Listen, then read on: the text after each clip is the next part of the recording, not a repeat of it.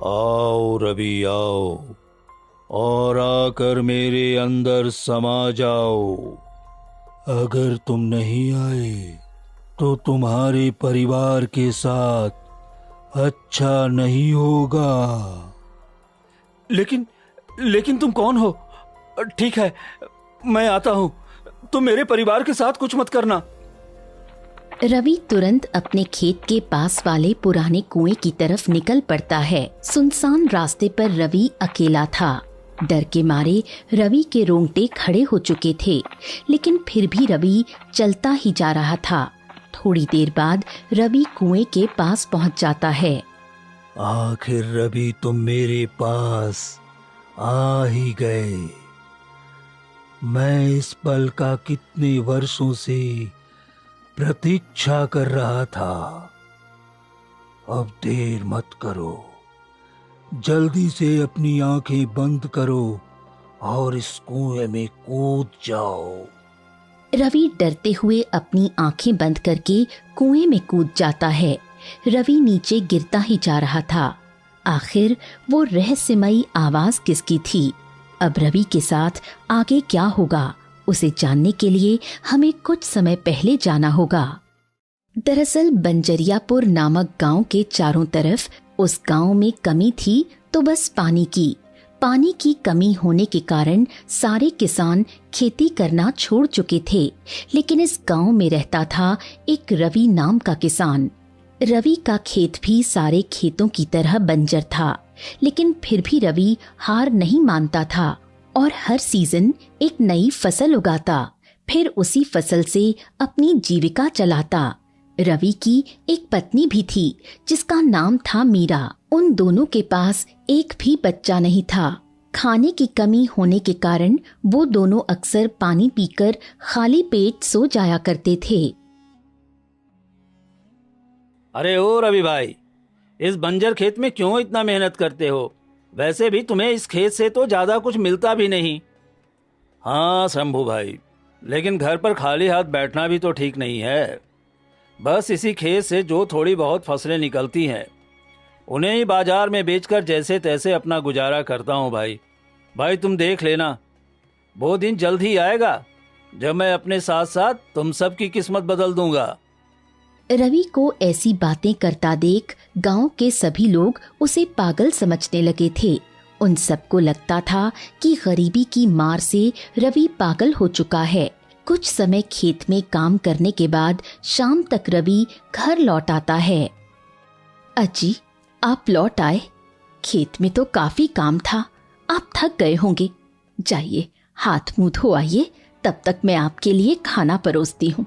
हाँ भाग्यवान, खेत में काम करने के बाद तो काफी थकावट हो जाती है।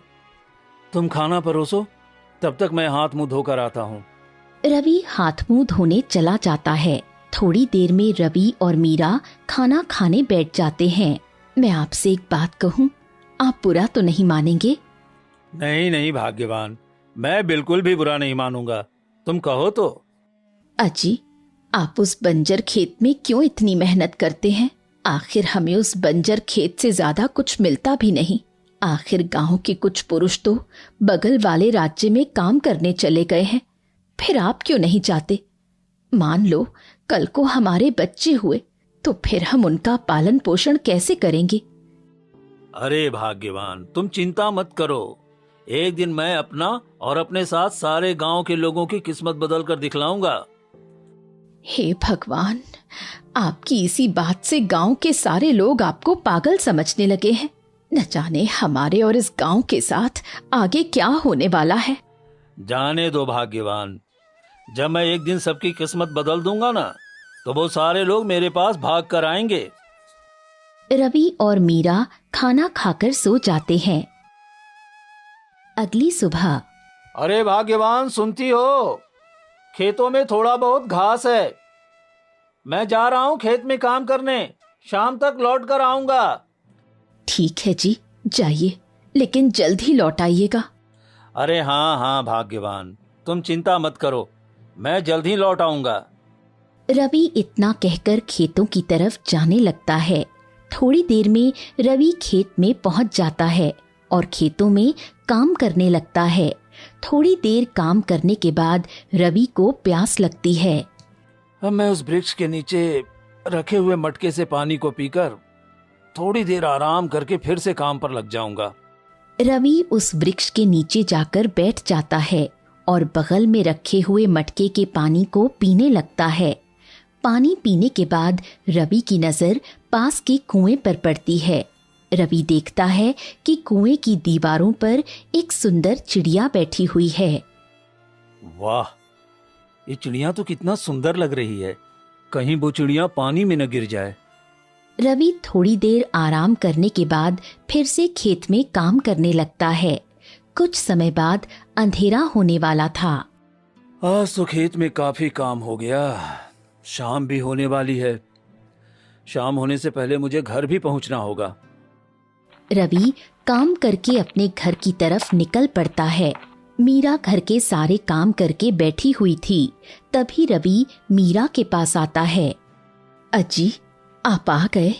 आपके बिना मुझे घर पर अच्छा नहीं लगता। हाँ भाग्यवान, मुझे भी तुम्हारे बिना अच्छा नहीं लगता, लेकिन क्या करूं। हम गरीब किसान हैं। अगर हम खेत में काम नहीं करेंगे तो 2 वक्त की रोटी कैसे खाएंगे। रवि मीरा से कहता है। भाग्यवान, अरे बहुत जोरों की भूख लगी है। जो भी घर में रूखी सूखी खाने को है वो लाओ। लेकिन घर में तो सारा राशन खत्म हो गया है। पानी के अलावा घर में अन्न का एक दाना नहीं। चलो फिर ठीक है, कम से कम भरपेट पानी ही पिला दो। रवि पानी पीकर पेट भर लेता है और थका हारा होने के कारण आराम करने लगता है। अगर रात को भरपेट खाना ना खाओ तो अच्छी नींद भी नहीं आती। इतना कहकर रवि सो जाता है। आधी रात को रवि नींद में था। तभी रवि को एक सपना आता है। उठो रवि, अब तुम्हारे गरीबी के दिन खत्म हुए। तुम्हारे खेत के पास वाले पुराने कुएं पर तुम्हारे नसीबों की चाबी छिपी हुई है। वहां पर तुम्हें कुछ अनोखा मिलेगा। तभी रवि की आंख खुल जाती है। ये मैं कैसा सपना देख रहा था। कहीं कहीं साधु बाबा की बात सच तो नहीं। बहुत रात हो गई है। इतनी रात को घर से बाहर निकलना खतरे से खाली नहीं है। नहीं, अभी मैं सो जाता हूं। कल सुबह होते ही उस कुएं के पास जाऊंगा। रवि दोबारा सो जाता है, लेकिन थोड़ी देर बाद फिर से वही सपना देखता है। आओ रवि, आओ और आकर मेरे अंदर समा जाओ। अगर तुम नहीं आए तो तुम्हारे परिवार के साथ आगे अच्छा नहीं होगा। लेकिन तुम कौन हो? ठीक है, मैं आता हूं, मगर तुम मेरे परिवार के साथ कुछ मत करना। रवि तुरंत अपने खेत के पास वाले पुराने कुएं की तरफ निकल पड़ता है। सुनसान रास्ते पर रवि अकेला था। डर के मारे रवि के रोंगटे खड़े हो चुके थे, लेकिन फिर भी रवि चलता ही जा रहा था। थोड़ी दूर जाने के बाद चांद की रोशनी बिल्कुल अंधेरे में बदल जाती है। आगे तो घना अंधेरा है। अब मैं किस तरफ जाऊं? रुको मत रवि, आगे बढ़ते जाओ। तुम्हारी मंजिल बहुत पास ही है। रवि रहस्यमयी आवाज सुनकर फिर से आगे बढ़ने लगता है। कुछ समय बाद रवि कुएं के पास पहुंच जाता है। आखिर रवि, तुम मेरे पास आ ही गए। मैं इस पल का कितने वर्षों से प्रतीक्षा कर रहा था। अब देर मत करो, जल्दी से अपनी आंखें बंद करो और इस कुएं में कूद जाओ। नहीं, इस कुएं के अंदर तो पानी होगा। मैं डूबकर नहीं मरना चाहता। जल्दी कूदो रवि, तुम नहीं मरोगे।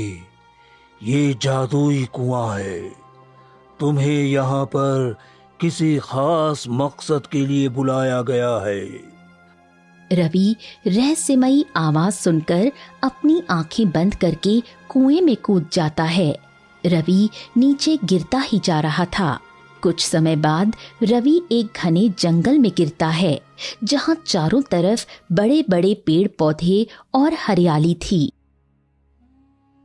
अरे, मैं कहाँ आ गया हूँ? जरा देखो तो, यहाँ चारों तरफ कितनी हरियाली है।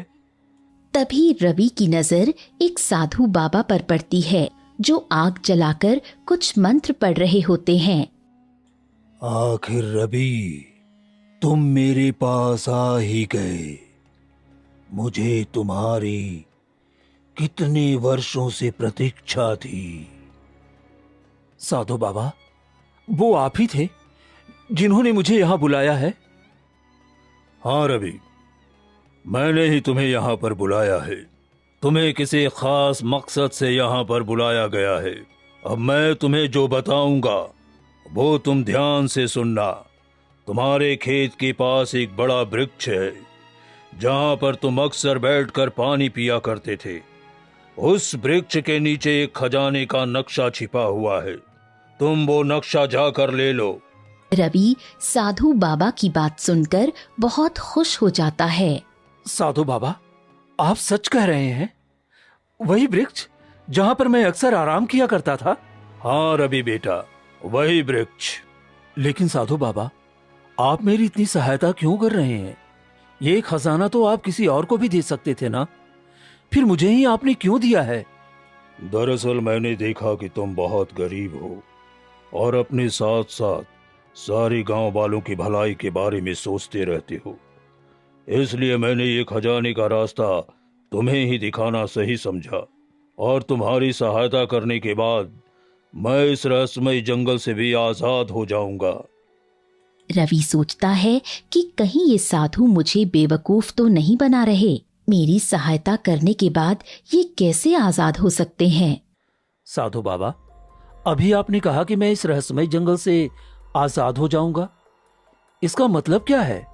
दरअसल कुछ वर्षों पहले एक जंगल में एक भयानक चुड़ैल रहती थी। उस जंगल के बगल में एक छोटा सा गांव था। अक्सर लोग उस जंगल में घूमने आया करते थे, तो वो चुड़ैल उन लोगों को मार कर खा जाती थी। गांव के लोग चुड़ैल से काफी परेशान हो चुके थे। एक दिन सारे गांव के लोग इकट्ठा होकर मेरे पास आए और अपनी समस्या बताई। साधु बाबा, साधु बाबा, आप हमारी सहायता कीजिए। वो भयानक चुड़ैल गांव के लोगों को एक एक करके मार कर खाती जा रही है। अब तो आप ही बस आखिरी सहारा है। कृपया कृपया हम गांव वालों को बचा लीजिए साधु महाराज, हम गांव वालों को बचा लीजिए। ठीक है, चलो गांव वालों, दिखाओ मुझे वो चुड़ैल कहाँ रहती है। सारे गांव के लोग साधु को चुड़ैल के पास ले जाते हैं। तूने इन गांव वालों को बहुत परेशान किया है, अब तेरा अंत निकट है। साधु अपनी दिव्य शक्तियों से चुड़ैल को मार देता है। चुड़ैल मरते मरते साधु को एक श्राप दे देती है।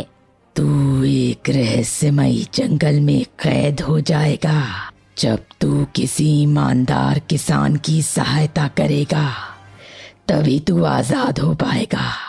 उस दिन से साधु हमेशा के लिए इस रहस्यमयी जंगल में कैद हो गया था। ठीक है साधु बाबा, तब मैं जल्दी से उस नक्शे के पास जाता हूँ। रवि आंखें बंद करता है और कुएं से बाहर आ जाता है। अभी तो बहुत रात है, कल सुबह होते ही मैं उस पेड़ के नीचे जाकर खुदाई करूंगा। अभी मुझे घर जाना चाहिए। रवि घर जाकर दोबारा सो जाता है। अगली सुबह होते ही, अरे भाग्यवान, सुनती हो? कल रात मुझे एक साधु बाबा ने बुलाया था। उन्होंने मुझे खजाने के नक्शे के बारे में बताया। अब अच्छी बात यह है कि वो नक्शा हमारे खेत के पास वाले पेड़ के नीचे ही है। अजी, आप सही कहा करते थे कि हमारी किस्मत एक दिन जरूर बदलेगी। देखिए, वो दिन आ गया। अगर ये बात सही हुई तो हमारी और हमारे साथ सारे गांव वालों की गरीबी हमेशा के लिए खत्म हो जाएगी। हाँ भाग्यवान, अब हमें जल्द ही नक्शे के पास पहुंचना चाहिए। रवि और मीरा पेड़ के पास नक्शे की तरफ निकल पड़ते हैं। थोड़ी देर में रवि उस वृक्ष के नीचे आकर खुदाई करने लगता है। थोड़ी देर खुदाई करने के बाद उसका फावड़ा किसी कठोर चीज से टकराता है, मानो कोई बक्सा हो। अजी, लगता है ये वही नक्शा है। आपने वो आवाज सुनी? हाँ भाग्यवान, मैंने भी आवाज सुनी। रुको, अभी मैं उसको निकाल कर देखता हूँ। रवि तुरंत उस बक्से को निकालकर खोलता है। रवि देखता है कि उसमें एक पुराना नक्शा है जिसमें लिखा होता है कि बंजरियापुर नामक गांव से थोड़ा दूर एक जंगल है। उस जंगल में एक पुराना मंदिर है। मंदिर के अंदर एक दरवाजा है। दरवाजे के पीछे खजाना छिपा हुआ है, लेकिन उस दरवाजे को खोलना इतना आसान नहीं है, क्योंकि उस दरवाजे की चाबी एक गहरे तालाब के बीचों बीच एक कमल के फूल में छिपी हुई है। अजी, ये तालाब कहाँ पर है? हमें कैसे पता चलेगा? कहीं इन सब के चक्कर में हम किसी बड़ी मुसीबत में न फंस जाएं। अरे हाँ भाग्यवान, शायद मैं इस तालाब को जानता हूँ। मैं इस तालाब के पास गया हूँ। ऐसी बात है तो हमें जल्दी ही उस तालाब के पास पहुंचना चाहिए। रवि और मीरा तालाब की तरफ निकल पड़ते हैं। कुछ समय बाद वो दोनों तालाब के पास पहुंच जाते हैं। मीरा देखती है कि सच में ये तालाब बहुत बड़ा है और तालाब के बीचों बीच एक कमल का फूल दिखाई पड़ रहा है। हाँ जी, आपने सही कहा था, ये तो वही तालाब है। अब हमें जल्द से जल्द उस कमल के फूल के पास पहुंचकर चाबी ले लेनी चाहिए। भाग्यवान, ये तालाब मुझे कुछ ठीक नहीं लगता। रवि पास में पड़े पत्थर को उठाकर तालाब के अंदर फेंकता है। पानी में गिरते ही वो पत्थर तुरंत आग में बदलकर जल जाता है। रवि और मीरा ये सब देखकर हैरान हो जाते हैं। देखा भाग्यवान, मुझे लगा ही था ये तालाब कुछ ठीक नहीं है। अच्छा हुआ कि हमने इस तालाब में पैर नहीं रखा, वरना हमारा भी यही हाल होता। हाँ जी, आपने सही कहा था, लेकिन अब हम उस फूल के पास कैसे पहुंचेंगे? भाग्यवान, तुम चिंता मत करो। जब हम यहाँ तक पहुंच ही गए हैं तो आगे भी रास्ता मिल ही जाएगा। रवि और मीरा किसी से सहायता लेने जंगल में जाने लगते हैं ताकि उस फूल के पास पहुंच सके। अचानक रवि को किसी के रोने की आवाज सुनाई पड़ने लगी, मानो कोई दर्द से चीखता हुआ आदमी। अरे भाग्यवान, तुम्हें भी किसी के दर्द की चीखने की आवाज सुनाई पड़ रही है क्या? हाँ जी, मुझे भी सुनाई पड़ रही है। हमें जल्द से जल्द जाकर देखना चाहिए कि आखिर कौन है जो दर्द से चीख रहा है। रवि और मीरा आवाज सुनकर थोड़ी दूर जाते हैं तो सामने का नजारा देखकर हैरान हो जाते हैं। दरअसल एक साधु के पैरों से खून निकल रहा होता है। अजी, ये तो साधु बाबा के पैरों से खून निकल रहा है। हमें जल्द से जल्द उनके घाव पर जड़ी बूटी का लेप लगाना होगा। रवि और मीरा साधु बाबा के घाव पर जड़ी बूटी का लेप लगा देते हैं। थोड़ी देर बाद साधु बाबा का घाव ठीक हो जाता है। बहुत बहुत धन्यवाद बेटी। अगर तुम सब ना होते तो ना जाने मेरा क्या होता। कोई बात नहीं साधु बाबा, हमने आपको घायल देखा तो आपकी चोट पर लेप लगा दिया।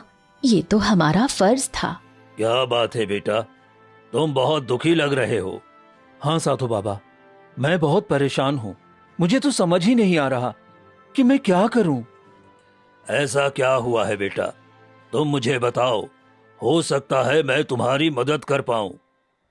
दरअसल साधु बाबा, हमारे गांव में कभी वर्षा नहीं होती और हम एक गरीब किसान हैं। एक साधु बाबा ने हमें खजाने का रास्ता बताया, लेकिन उस खजाने की चाबी एक तालाब के बीचों बीच कमल के फूल में छिपी हुई है।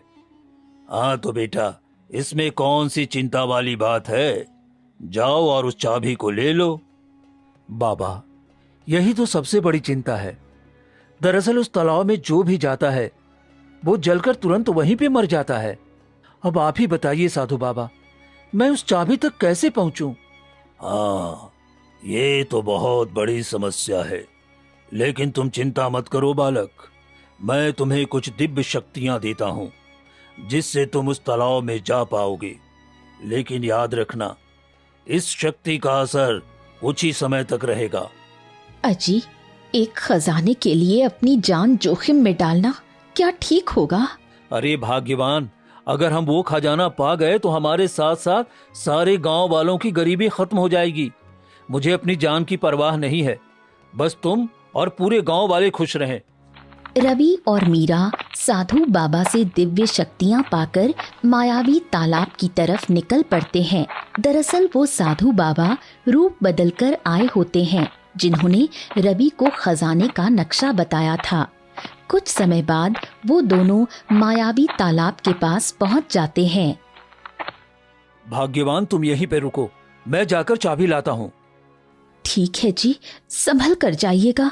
रवि डरते डरते तालाब में जाता है। रवि देखता है कि ना ही वो जल रहा है और ना ही वो पानी में डूब रहा है। रवि समझ चुका था कि ये सब साधु बाबा की दिव्य शक्तियों के कारण ही हुआ है। चलो, जैसे तैसे मैं फूल के पास आ गया, अब जल्दी से चाबी ले लेता हूँ। रवि तुरंत चाबी लेकर तालाब से बाहर मीरा के पास आ जाता है। भाग्यवान, ये देखो, आखिर हमें चाबी मिल ही गई। अब हमें जल्द से जल्द मंदिर पहुंचना चाहिए। मीरा रवि के पास खजाने की चाबी देखकर बहुत खुश होती है। हाँ जी, आप ठीक कह रहे हैं, हमें जल्द से जल्द मंदिर पहुंचना चाहिए। शाम हो चुकी थी। रवि और मीरा आज की रात वहीं बिताकर अगली सुबह मंदिर की तरफ निकल पड़ते हैं। कुछ समय बाद वो दोनों मंदिर के पास पहुंच जाते हैं।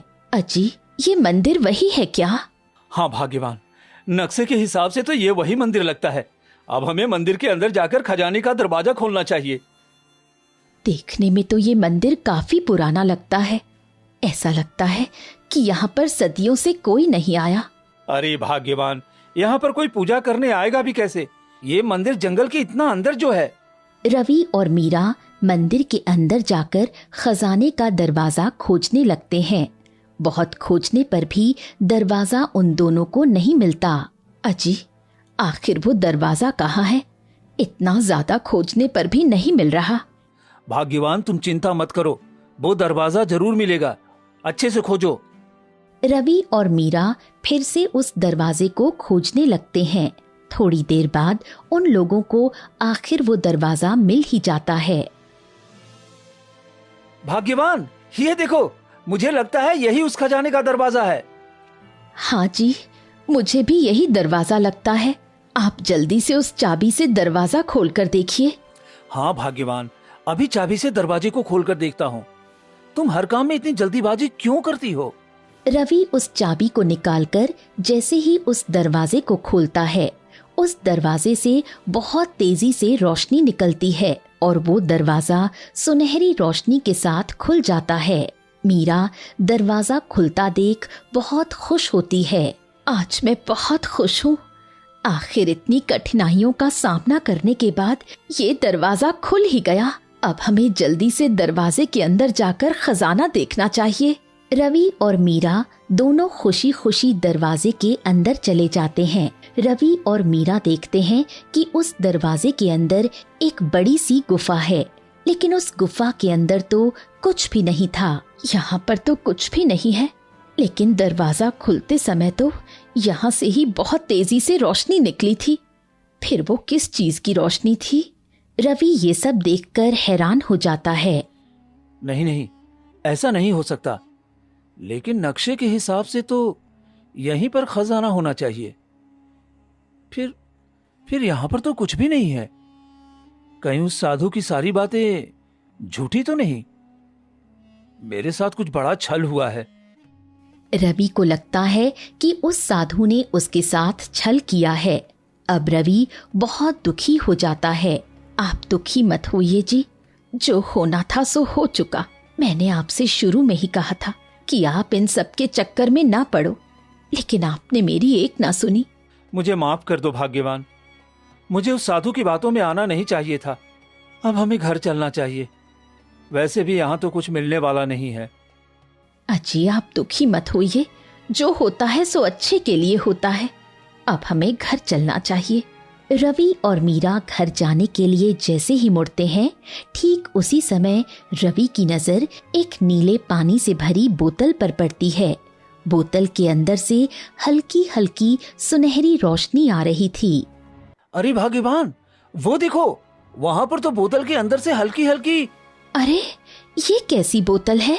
इसके अंदर से तो हल्की हल्की सुनहरी रोशनी आ रही है। खजाना नहीं मिला तो क्या हुआ, कम से कम ये सुनहरी बोतल तो घर ले चलते हैं। हाँ भाग्यवान, तुम ठीक कह रही हो, कम से कम हम इस बोतल को ही घर ले चलते हैं। रवि और मीरा उस सुनहरी बोतल को लेकर घर की तरफ निकल पड़ते हैं। थोड़ी देर बाद वो दोनों घने जंगल के बीचों बीच पहुंच जाते हैं। भाग्यवान, लगता है अब हमें जिंदगी भर यही गरीबी वाला जीवन बिताना होगा, क्योंकि अब तो खजाना मिला ही नहीं। हाँ जी, जाने दीजिए, जब भगवान को यही मंजूर है तो हम कर ही क्या सकते हैं। रवि और मीरा आपस में बातें करते करते घर पहुंचकर चारपाई पर बैठ जाते हैं। भाग्यवान, चलते चलते थक गया हूँ और भूख भी बहुत जोरों की लगी है। घर में जो कुछ भी रूखी सूखी खाने को हो तो ले आओ। मीरा रवि की बात सुनकर दुखी हो जाती है, क्योंकि घर में खाने को एक दाना नहीं होता। अजी, घर में तो खाने को दाना नहीं, अब मैं आपको खाने के लिए क्या दूं? क्या भाग्यवान, सच में घर में खाने को कुछ नहीं है? चलो फिर रहने दो, कम से कम पानी ही पिला दो। शाम तक कुछ पैसों का प्रबंध करता हूँ। आप चिंता मत कीजिए, अभी मैं पड़ोस की बूढ़ी माँ से कुछ चावल उधार मांग कर लाती हूँ। मीरा बूढ़ी माँ के घर चावल मांगने पहुँच जाती है। अरे ओ बूढ़ी माँ, कहाँ हो? जरा इधर आइए तो। अरे कौन है? इतने जोरों से गला फाड़ रहा है। रुको, मैं अभी आती हूँ। थोड़ी देर में बूढ़ी माँ मीरा के पास आती हैं। अरे क्या हुआ मीरा बेटी, तू है क्या? मुझे लगा कौन है जो मुझे इतनी जोरों से आवाज दे रहा है। बूढ़ी माँ, मेरे घर में खाने को एक अन्न का दाना तक नहीं और मुझे बहुत जोरों से भूख लगी है। आप थोड़े चावल दे दीजिए, मैं कुछ दिनों में आपके चावल लौटा दूंगी। ठीक है, कोई बात नहीं मीरा बेटी, रुक, अभी मैं तेरे लिए अंदर से चावल लाती हूँ। आखिर छोटी मोटी जरूरतों के लिए हम पड़ोसी ही काम आएंगे ना। बूढ़ी माँ मीरा के लिए चावल लाने चली जाती है। कुछ समय बाद बूढ़ी माँ लाल थैली में चावल लाकर मीरा को दे देती है। ये लो मीरा बेटी चावल, और कुछ भी चीज की जरूरत पड़े तो बिना कुछ सोचे मेरे पास चली आना। और हाँ, तुम रवि को बोल दो कि ये खेती बाड़ी छोड़कर कहीं दूसरे गांव काम करने चला जाए। ठीक है बूढ़ी माँ, आपका बहुत बहुत धन्यवाद। मीरा चावल लेकर खुशी खुशी अपने घर चली जाती है। शाम तक मीरा चावल बनाकर रवि को दे देती है। वो दोनों साथ में चावल खाकर सो जाते हैं। अगली सुबह। भाग्यवान, सुनती हो? मैं जा रहा हूँ खेत में काम करने, शाम तक वापस लौटूंगा। ठीक है जी, जाइए, लेकिन अंधेरा होने से पहले लौट आइएगा। रवि खेत में जा ही रहा होता है, तभी उसकी नजर बोतल में रखी दवाई के ऊपर पड़ती है, जो हल्की हल्की सुनहरी रोशनी के साथ चमक रही होती है। ये कैसा बोतल है जो हर समय हल्की हल्की रोशनी के साथ चमकता रहता है? चलो, इस बोतल को ही ले जाकर खेत में फेंक दूंगा। रवि बोतल को लेकर खेत में काम करने निकल पड़ता है। थोड़ी देर में रवि खेत पहुंच जाता है। जरा देखूं तो इस बोतल के अंदर आखिर है क्या? रवि बोतल को खोलकर देखता है। उसमें नीले रंग का पानी होता है। अरे, ये तो दवाई जैसा लगता है। फेंकने से अच्छा है मैं इस दवाई को अपने खेत में फैला देता हूँ। रवि अनजाने में ही उस जादुई दवाई को अपने पूरे खेत में फैला देता है। रवि को ऐसा करता हुआ गांव का एक लड़का देख लेता है, जिसका नाम था अमित। ए रवि काका, अपने खेतों में कैसी दवाई फैला रहे हैं? हो ना हो ये कोई रहस्य की बात है। और सोचने वाली बात ये है कि उस दवाई से हल्की फुल्की रोशनी निकल रही है। ये बात मुझे गांव वालों को भी बतानी होगी। अमित भागते हुए गांव की तरफ जाने लगता है। भागते भागते अचानक वो एक बूढ़े बाबा से टकरा जाता है। अरे अरे अरे अरे, तू देख कर नहीं चल सकता क्या? हाँ, और तू इतनी जोरों से क्यों भाग रहा है? तेरे पीछे भूत पड़ा है क्या? भूत तो नहीं बाबा, लेकिन कुछ ऐसा ही समझ लो। अरे क्या मतलब है तेरा? दिन में भी शराब पी रखी है क्या? बाबा, अरे नहीं नहीं बाबा, मैं शराब नहीं पीता। दरअसल हमारे गांव में जो रवि काका है ना, वो अपने खेतों में चमकने वाली दवाई फैला रहे थे। अरे तू सच कह रहा है? हाँ, चमकने वाली दवाई? अरे कहीं ऐसा भी होता है क्या? हाँ। वहीं दूसरी तरफ रवि अपने घर लौट आता है। अरे भाग्यवान, तुम तो दिन भर घर का काम करते करते ही परेशान रहती हो। अरे जरा इधर तो आओ। मीरा रवि के पास आती है। हाँ जी, क्या करूं, घर का थोड़ा थोड़ा काम ज्यादा हो जाता है। भाग्यवान, दिन भर खेत में काम करते करते थकावट हो जाती है। शाम को घर आने पर बहुत जोरों से भूख लगती है। घर में कुछ खाने के लिए है तो लाओ। अजी, घर में तो पानी के अलावा कुछ नहीं। आप कहो तो पानी ही ले आऊं? ठीक है भाग्यवान, कम से कम ठंडा पानी ही लाओ। पानी पीकर ही पेट भर लेता हूँ। मीरा मटके में रखा ठंडा ठंडा पानी लाती है। रवि पेट भर पानी पीकर बिस्तर पर सो जाता है। भर पेट खाना ना खाओ तो अच्छी नींद भी नहीं आती, लेकिन अब कर भी क्या सकते हैं, जब भगवान को यही मंजूर है तो। रवि इतना कहकर सो जाता है। अगली सुबह रवि खेत में काम करने के लिए जाता है। रवि देखता है कि जहां तक उसकी नजर जा रही है वो सभी खेत हरे भरे अनाजों से खिल उठे हैं। रवि ये सब देखकर बहुत ज्यादा हैरान हो जाता है। यहाँ पर 5 सालों से लगातार एक भी वर्षा नहीं हुई है, फिर भी खेतों में इतना हरा भरा अनाज कहाँ से आ गया? गांव में खुशियों का माहौल छा चुका था। सभी लोग ये देखकर हैरान हो रहे थे कि एक रात में ये सब कैसे बदल गया। बूढ़े बाबा, मुझे लगता है ये सब उस जादुई दवाई के कारण हुआ है, क्योंकि रवि काका कल ही अपने खेतों में उस दवाई को फैला रहे थे। हो न हो ये सब उस जादुई दवाई के कारण ही हुआ है। आज रवि सभी खेतों में फसल को लहराता देख बहुत खुश था। रवि अपनी पत्नी को ये सब बताने के लिए घर जा रहा था। वहीं दूसरी तरफ सब गांव वालों को पता चल चुका था कि रवि की जादुई दवाई के कारण ही ये सब हुआ है। अरे भाग्यवान, सुनती हो? अरे जल्दी आओ, मुझे तुम्हें कुछ बताना है। हाँ जी, बताइए क्या हुआ? आज आप खेत से बहुत जल्दी आ गए। अरे भाग्यवान, तुम वो सब छोड़ो, आज मैं बहुत खुश हूँ। अजी, ऐसा क्या हुआ जो आज आप बहुत खुश दिखाई दे रहे हैं? जरा मुझे भी तो बताइए। भाग्यवान, जानती हो, गांव के सभी खेतों में अचानक एक ही रात में हरी भरी फसलें लहराने लगी। क्या आप सच कह रहे हो? ये तो कोई जादू से कम नहीं। मुझे लगता है कल आपने जो दवाई खेतों में फैलाई थी, कहीं ये सब उसके कारण ही तो नहीं हुआ है। रवि समझ चुका था कि ये सब उस जादुई दवाई के कारण ही हुआ है। हाँ भाग्यवान, अब मुझे भी लगता है कि ये सब उस जादुई दवाई के कारण ही हुआ है। गांव के सभी लोग रवि को चतुर किसान के नाम से जानने लगे थे। रवि भी ये बात समझ चुका था कि किसानों के लिए उनकी फसल ही सबसे बड़ा खजाना होती है। इसलिए साधु बाबा ने उसे इस जादुई दवाई तक पहुंचाया था। किसान की चतुराई की खबर राजा के पास पहुंचती है। मंत्री जी, हमने सुना है कि हमारे राज्य के किसी किसान की चतुराई के कारण एक ही रात में बंजर खेतों में हरी भरी फसलें लहलहाने लगी हैं। आखिर ये सब उस किसान ने कैसे किया?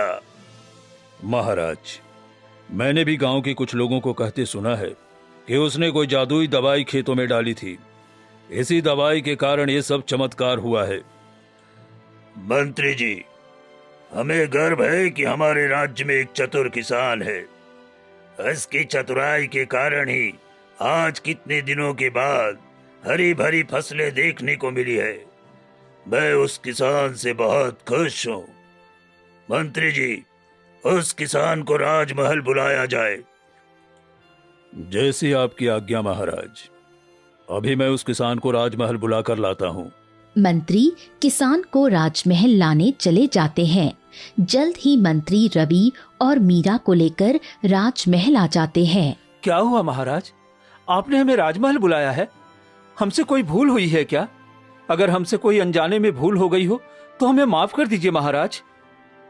नहीं नहीं किसान, तुमने कोई गलती नहीं की है, बल्कि मैं तुम्हारी चतुराई से बहुत प्रसन्न हूँ। तुम जो भी मांगना चाहते हो मांग सकते हो। महाराज, अगर आप हमें कुछ देना ही चाहते हैं तो आपको जो भी अच्छा लगे हमें दे दीजिए।